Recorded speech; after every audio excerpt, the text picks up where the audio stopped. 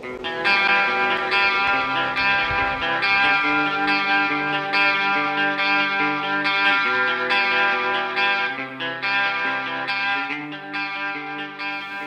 legacy that the Founding Fathers and the MBA have left us is one that sets Montana apart from other western states. Unequaled opportunity and long liberal seasons are the result of past MBA board achievements and sets the stage for the bow hunting paradise we live in. Over the years, the MBA has helped preserve the first archery seasons started in Montana. Along the way, we've increased those seasons to what you enjoy today. The MBA has also established special archery antelope, bison, wolf, bear, lion, and sheep seasons, as well as established several archery-only areas. Defended our archery seasons against the crossbows and muzzleloader threats throughout the years. Created a modified archery permit that now allows those with handicaps to use modified archery equipment to hunt. Actively protects hunting and bow hunting seasons in the legislature and works with FWP and the commissioners to protect archery seasons, our resources, and expand archery opportunity in Montana year after year. This legacy leaves future boards facing the large task of protecting and preserving these opportunities for the next generation to enjoy. As I watched the MBA evolve and another generation begin to take the reins, I found some of the Founding Fathers' legacies have begun to fade away. Gene Wenzel told me a story about the last time he was a speaker at an MBA convention. The punchline he delivered ended in one of the Founding Fathers being called out. The silence that followed from the crowd was not a reflection of the joke, but more a sign of the times and a separation of generations. Something is being lost, and we need to take care to preserve our history, as the efforts of our past boards shouldn't be forgotten, rather used as guidelines. This organization formed around the hard work of a few dedicated, passionate bowhunters that work to preserve and promote their sport. The result is one of the most powerful conservation groups aimed at promoting and protecting bow hunting opportunity. The MBA is bigger than any one member. It receives its direction solely from the membership, and its greatest achievements are the results of many. This film is dedicated to all of those who helped shape the MBA into the organization it has become.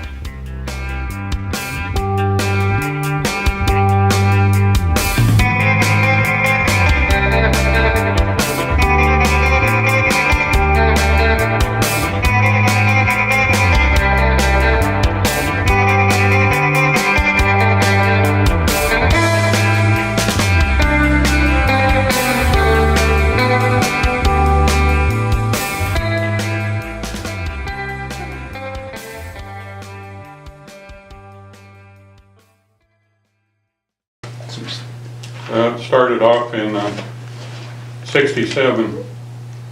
They decided not to put our bow seasons on the hunting map. And we did have bow seasons, but they were only like a couple weeks long and kind of scattered all over the state. It wasn't a statewide bow hunt. And nobody seemed to care or wanted to do anything. And I decided I'd go to the commission meeting and find out what could be done. And I went over to Butte. I think I was the only bow hunter there, and they wouldn't let you talk or anything in those meetings. You just laid a letter on the table and that was it, and whatever happened is what happened.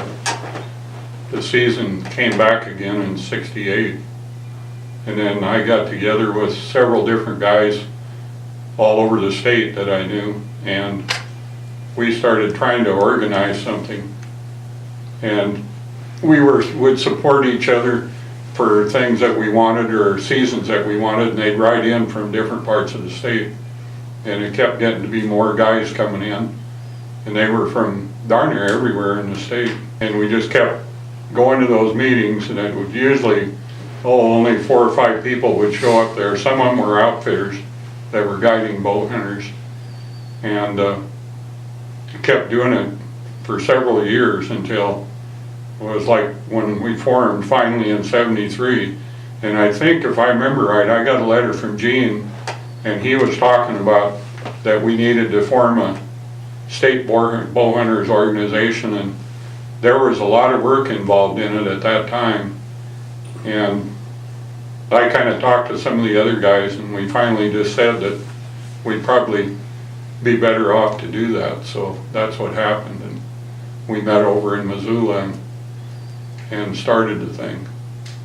Who met? Gene and Jerry and Pat Wolf and Ed Mills and Art Ladden. Mills. And Oh my that was the ones. A little story that kind of shows Bob's involvement in the world of bow hunting and archery. In 1977, Lee and I went to the Pope and Young Awards in Salt Lake City. I had got a couple of animals, a moose and a grizzly, that I was getting awards for. And I'm down there, and the picture behind Steven there is me sitting there with Fred Bear. Fred Bear was the presenter for the Pope and Young at that. And you know, I got a couple pictures of being with kind of the man. I mean, he's kind of the man in archery, you know, and I just got to shake his hand, and, you know, congratulations, thank you, and walk down. And later that evening, after the convention's over, I'm down in the pub, and I'm just sitting there leaning up against this post, and Fred walks in, and Fred walked right up to me and he says, "Scott, you're from Montana, aren't you?" And I said, "Yes, I am." He says, "Do you know Bob Savage?" And I said, "Yes, I do. He's a very good friend." And he says, "Tell Bob hi for me." When Fred Bear walks up and says, "Do you know Bob Savage?" you kind of get an idea about how involved he was, not just in archery in Montana, but everywhere. So that's kind of where it comes back, like he is our foundation. I mean, he's the guy that started a lot of it for all of us. A lot of people in the early days, remember, Bob, they wanted the club, you know, they wanted to sign their club up, you know, and when are you having your tournaments, you know, it's like, well, we're not doing tournaments. You're not. Well, we had a pretty narrow focus what we were trying to do, trying to represent bowling opportunities to the Fish and Game Commission and you know, have better recreational opportunities for bow hunters. Interesting to see what's happened with the MBA. It went from we can do this into fulfilling a dream that I'm really proud of what these guys have done after, you know, we worked hard for 5 years and kind of got some traction, got things started, but these guys, they just took off. I mean, Lee and I would go to Sydney, we'd go to Billings, we'd go to Missoula, we'd go to Kalispell, we'd go to Great Falls. I mean, we'd do that 5-6 times a year, go to Hamilton. I mean, at Hamilton, we got to see one of the greatest displays ever in the world. We're sitting in this bar afterwards having drinks, and these two gals were laying on the floor, got in a fight. We had the Winslow brothers narrate it for us, but we would go and have these meetings at different places, meet, find out everybody's concerns, and you know, but we as officers went to these places and spend 3-day weekends and just meet with them and kind of united. The state brought it in a little bit more.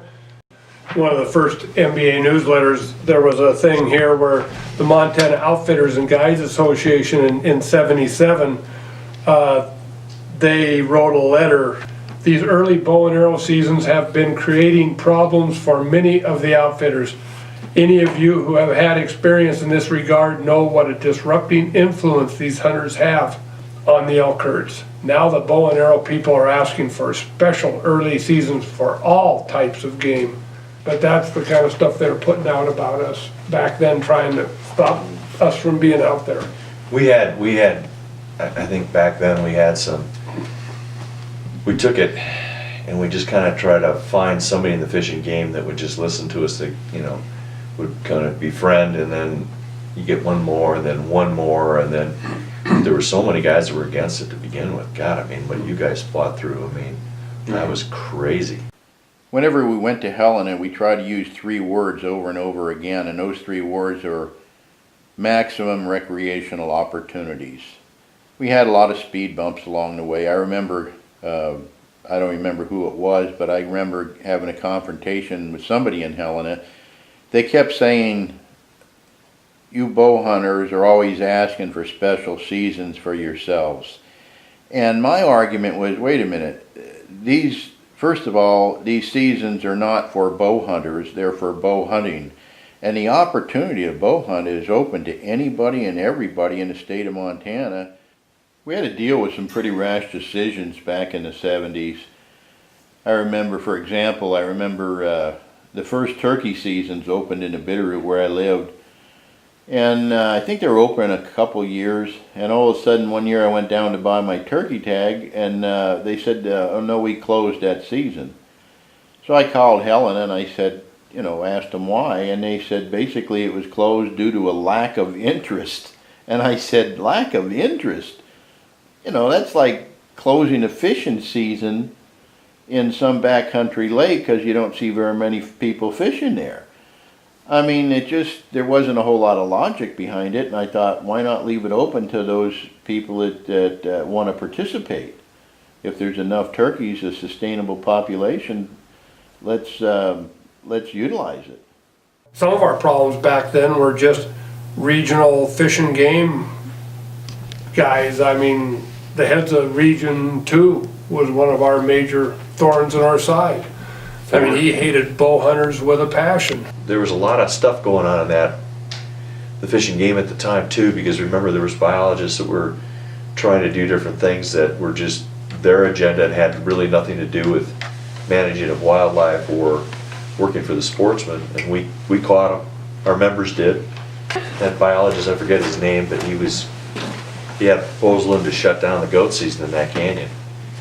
And saying there weren't any goats there. yeah, there weren't any goats there. The numbers were down. There were no kids, very few billies, and it was just a horrible situation. And what he didn't know that I said, okay, well that's baloney. So I climbed up the mountain with a camera and I filmed all these goats. And I mean, you guys, closer than from here to the front door, and one from me to Bob, Big Billy, walked right up to me, and I'm filming all these goats and all these newborn kids and all this other stuff. And they're walking right by me, and I'm filming them. So he gets up, and he makes his big deal. And then I said, well, look, I counted all these goats. And I filmed them, I photographed them, and everything else. And then Dan said to the biologist, where did you do your count from? And he said, on private property. I sat down at the Dude Ranch down there, Diamond J, and he said, I used my spotting scope and I spotted. He said, Mr. Poole, where did you do your spotting from? And I said, well, I climbed up on the mountain, I got in the middle of them, and I had them all walk by me.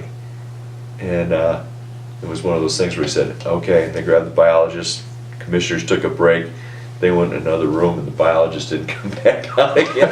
I don't know what happened, but it wasn't pretty. But we were trying to, hold everybody accountable, because there was just a lot of this stuff going on where they were just making shit up. So we actually, we were building respect there, so we got a lot of things accomplished, I think. No, there were just people in the fishing game that did not like archers, did not want the seasons, and the Jim Fords from Region 2, the different things, and they got held accountable and they couldn't lie, and we made progress. We kind of continued what these guys started. Well, there's a lot of things that we put up that we failed at. I mean, oh, yeah. But then it started coming back around. I mean, the Antelope 900, that was a huge effort by all the reps and everybody getting out of the field and, collecting petitions and names and permission from ranchers, and that was a huge success. Bowhunter education. Bowhunter education. I mean, we're probably two of the earliest bowhunter education instructors in the state of Montana. Well, we went to Helena, and Bill Wadsworth, who founded Bowhunter education, taught us the class in the Fish and Game office in Helena. You go out and you teach a few of those classes and you understand, holy crap, is this needed? I mean, one of the first classes I had, we had folks that were 50, 60 years old all the way down to 12, 14-year-olds. The first thing that happened is one guy comes out, I said, bring your bows and we're going to talk about stuff, and I had targets set up and we had blood trailing and all that stuff. And first thing this one guy does, we're all standing in a big group, there was probably about 20 of us. Guy takes his bow and he shoots the arrow with the broadhead straight up in the air. And it's like everybody goes, "Oh, like yes, look at that." Jesus. I said, "Don't run, everybody stand right here. The chances of it in here is very slim." And it came down and hit the roof of my house. You know, people just didn't have a clue. They didn't know how to, they didn't know what they were doing. They didn't understand it. It really was needed. And it was very interesting teaching it and really understanding how grateful people were, the majority of them, for taking the class. The first year was really a learning experience. I mean, we went to the tentatives, we asked for a lot of things, we got nothing except the arrow definition. That was it. And we came out of that with a whole new perspective and said, you know, we got to think these things out. We can't just come with a list of demands to the commission meetings and, you know, we're already look like the fat kid in the room asking for another cookie, you know. You know, the things that we did with the game farms and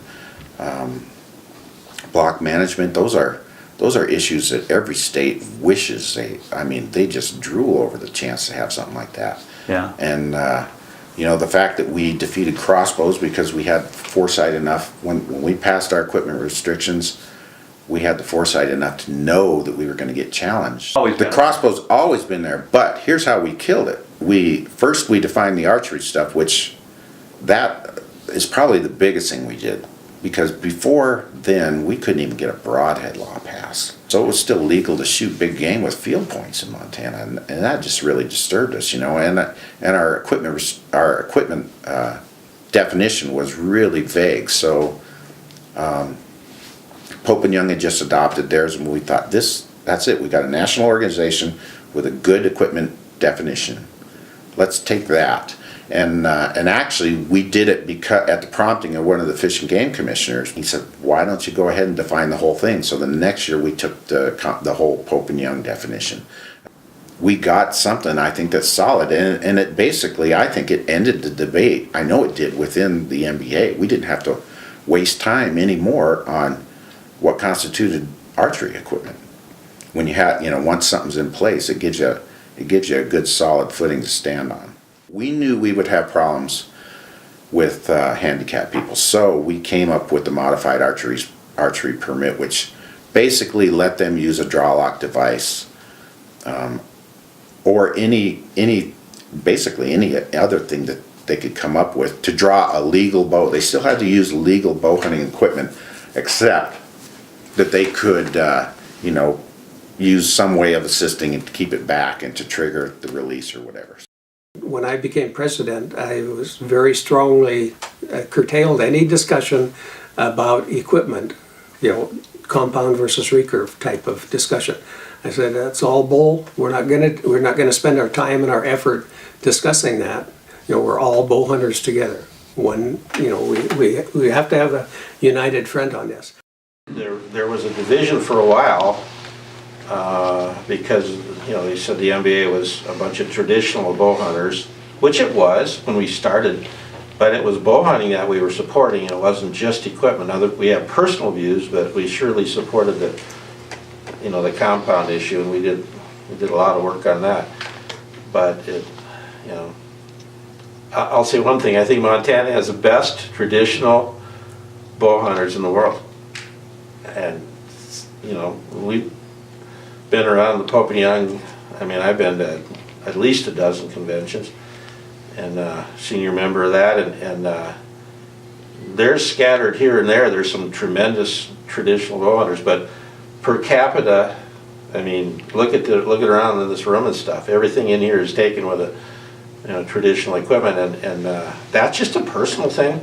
It shouldn't keep someone from supporting or really going a long way in the MBA, but there's some awfully good bow hunters that started this thing, and you know, some good role models.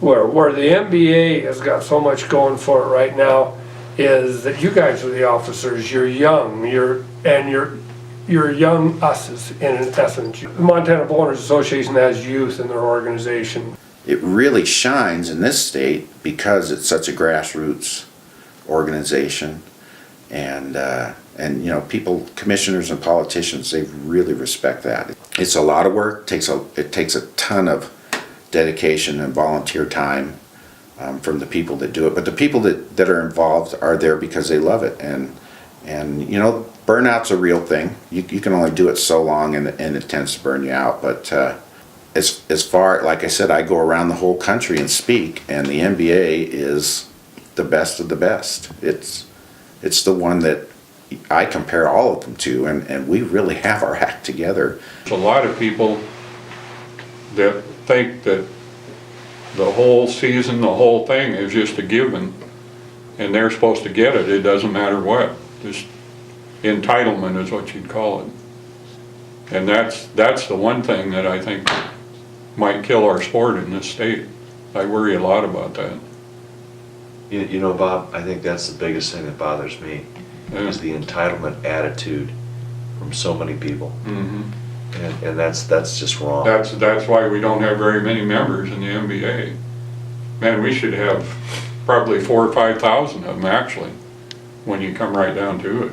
One of the things we quickly learn when dealing with greater numbers of bow hunters, and this is true in Montana or nationwide for that matter, is the reality of the fact that probably 75% or more of the people that buy bow hunting tags to hunt in their own state don't belong to their own state organization.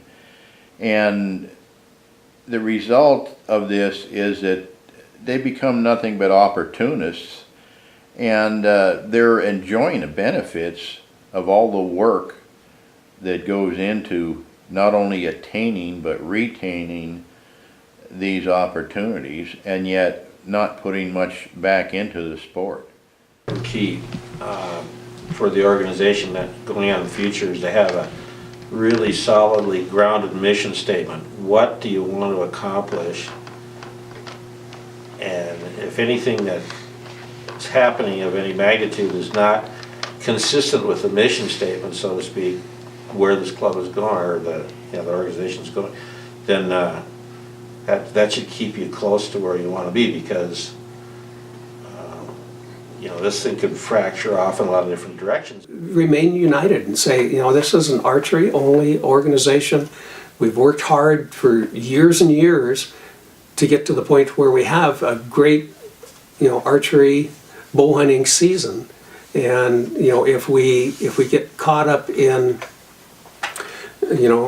fighting amongst ourselves, we could potentially lose it. If you just sit down and say, okay, I'll give a little bit if you'll give a little bit, and we come to some kind of agreement what is going to be good for bow hunters in Montana. And I don't know what more we can ask for as an organization, because we have an awful lot right now. I don't know how much better our seasons could get. But I think right now it's keeping what we have, and ethically keeping what we have, and trying not to create a bad image. Bow hunting's growing, and I think has a lot to do with the opportunity we have here in Montana, and a lot of that has got to be credited to these guys in the MBA and the good relationship they've developed with the Fish and Game, and especially our commission. It's still one of the best hunting opportunities in the United States, plain and simple, and I think it's basically because the Montana Bowhunters Association did a phenomenal job building these seasons and creating a great opportunity. Our seasons are definitely way better than when these guys started and what they started. Our animals, we just talked about we didn't have whitetails until Lee and I were, in our 20s almost. We didn't have them here. We've now got great whitetails throughout the state. Our elk herd is thriving. We've got some really big elk that we're hunting, and we're hunting a lot more numbers. Our opportunities are so fantastic here.